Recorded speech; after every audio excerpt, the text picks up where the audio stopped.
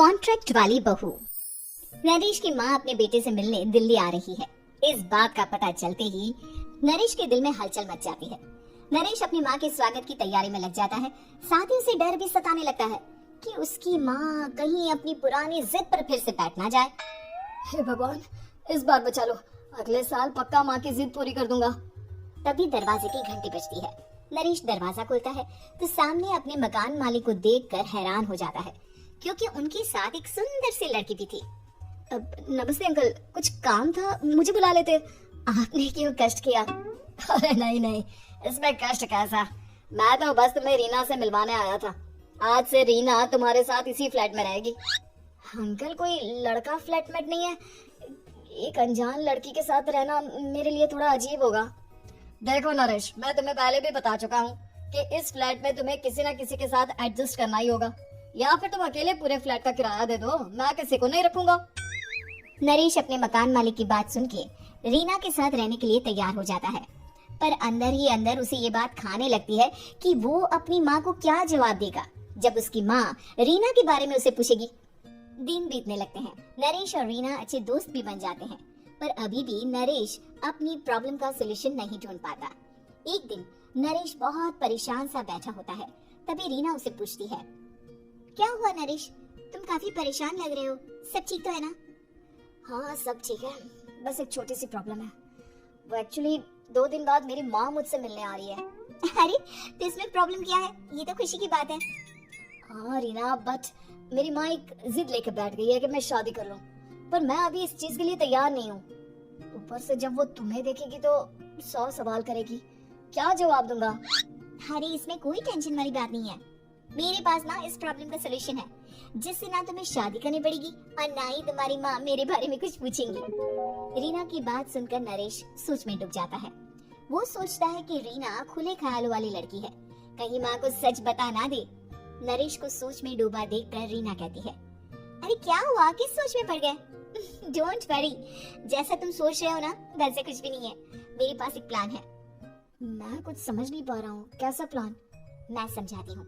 हम ना एक कॉन्ट्रैक्ट मैरिज कर लेते हैं। फिलहाल मेरे पास जॉब नहीं है, तो तुम इस रूम का किराया दे देना जब तक तुम्हारी माँ यहाँ रहेंगी, सिर्फ तब तक। और तुम अपनी माँ से कह देना कि मैं तुम्हारी पत्नी हूँ, इससे वो मेरे यहाँ रहने पर कोई सवाल भी नहीं करेंगी। अरे बात तुम्हारी ठीक है, पर माँ से झूठ बोलना, ना बाबा, मैं ये रिस्क नहीं ले सकता।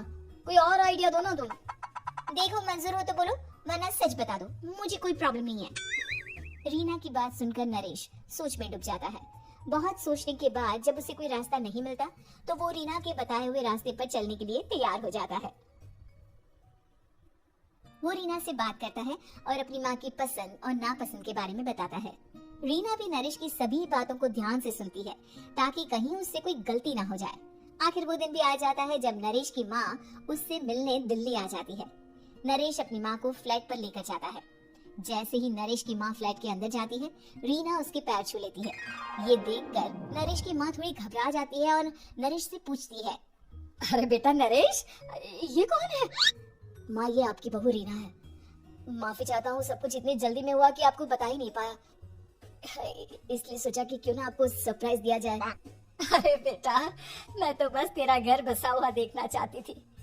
हाँ, बहुत अरमान थे अपने इकलौते बेटे की शादी को लेकर, लेकिन कोई बात नहीं, शायद किस्मत को यही मंजूर होगा। ये कहते ही नरेश की माँ रीना को गले लगा लेती है। रीना बेटिया, मेरा बेटा ना थोड़ा नादान है, पर तुम काफी समझदार लगती हो, और मैं जानती हूँ कि तुम इसका बहुत अच्छे से ध्यान रखोगी। माँ आप चिंता मत कीजिए, मैं सब संभालूंगी। नरेश की माँ अपने बहू और बेटे के साथ खुशी खुशी रहने लगती है। दिन बीतने लगते हैं। नरेश की माँ और रीना का रिश्ता बहुत मजबूत होता चला जाता है। वो दोनों सारा दिन एक साथ रहती और खूब बातें करती। इधर साथ रहते रहते नरेश और रीना भी एक दूसरे से प्यार करने लगते हैं। दोनों को इस बात का एहसास हो जाता है, फिर भी वो इस बात को छुपा कर ही रखते हैं। एक दिन नरेश की माँ और रीना शादी के बारे में बात करने लगते हैं। रीना बिटिया, ये तो नरेश ने मुझे बिना बताए शादी कर ली, वरना मैं तो अपने इकलौते बेटे की शादी इतनी धूमधाम से करती कि सारी दुनिया देखती रह जाती। अच्छा माँ, आप ऐसा भी क्या करती नरेश और मेरी शादी में जो दुनिया देखती रह जाती? अरे बिटिया, एक माँ के अरमान तुम अभी नहीं समझोगी। मैं तो अपनी बहू को एक रानी की तरह लेकर आती और शादी भी बिल्कुल शाही अंदाज में करती, पर मेरे तो सारे अरमान ऐसे ही रह गए। खैर, मुझे तो अपने बेटे और बहू की खुशी चाहिए बस। ये कहते हुए नरेश की माँ की आंखों में आंसू आ जाते हैं। रीना भी ये सुनकर ख्यालों में खो जाती है, क्योंकि वो भी मन ही मन खुद को नरेश की पत्नी और उसकी माँ की बहू मानने लगी थी। शाम को जब नरेश ऑफिस से घर आता है तो रीना खुद को रोक नहीं पाती और नरेश के सामने उसकी माँ को अपने और नरेश के रिश्ते का सारा सच बता देती है। रीना की बात सुनकर नरेश की माँ दोनों से बहुत नाराज हो जाती है और घर वापस जाने की बात करने लगती है। तुम दोनों ने मुझसे सच छुपाकर बहुत ठेस पहुंचाई है मुझे। अब तुम लोगों के साथ नहीं रहना चाहती मैं, कल ही वापस चली जाऊंगी अपने घर। माँ मुझे माफ कर दो, ये सब मैंने रीना के कहने पर ही किया है, वरना मैं भी आपको कभी ठेस पहुंचाने के बारे में सोच भी नहीं सकता।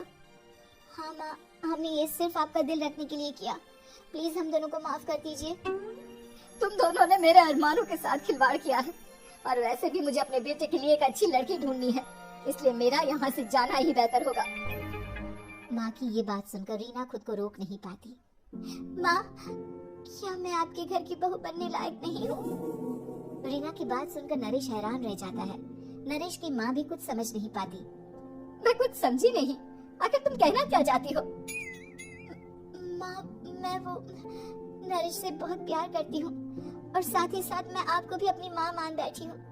आज जब आपकी बातें सुनी तो खुद को रोक नहीं पाई, इसलिए सारा सच आपको बता दिया। रीना की बात सुनकर नरेश की माँ की आंखों में आंसू आ जाते हैं और वो अपने बेटे नरेश और रीना को गले लगा लेती है।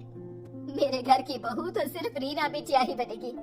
मैं आज ही तुम दोनों की शादी की तारीख निकलवा दूंगी, बस एक बार तुम्हारे घर वाले मान जाए। उसी दिन रीना के माता पिता भी उनके फ्लैट पर आ जाते हैं। दोनों परिवार आपस में बैठकर बातें करते हैं और शादी के लिए राजी हो जाते हैं। रीना भी कॉन्ट्रैक्ट फाड़ देती है और कहती है, सही मायने में मैं अब बहू बनूंगी, अब तक तो सिर्फ कॉन्ट्रैक्ट वाली बहू थी।